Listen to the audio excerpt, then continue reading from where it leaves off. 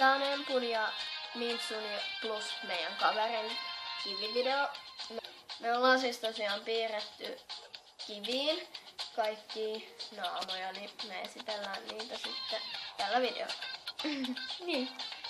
Ekaksi me esitellään mun, eli Empun kivet. Tää on mun tekemä omppu. En tiedä näyttääkö siltä, onko tapauksessa. Tää on tällainen jännä naama. Tästä piti tulla mursu, mutta onkin kissa. Ja tää on porkka. Niin.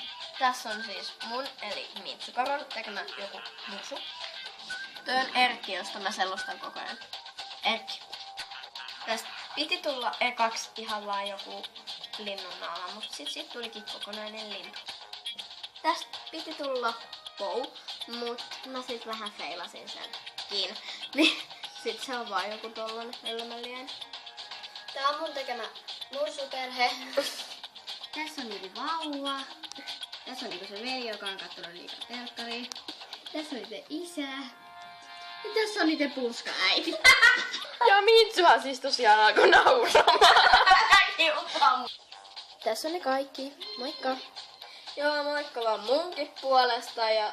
Mitä mä tässä?